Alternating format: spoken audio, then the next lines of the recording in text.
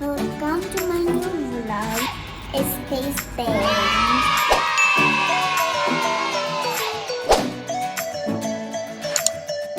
So I had this a marker face paint, and I'm giving it to my mommy. So she's a cutie, but she's so funny.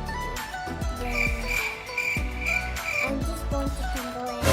I'm just going to use black color for her nose. And I'm just going to get wet wipes and I will tingle on her nose. Oh no!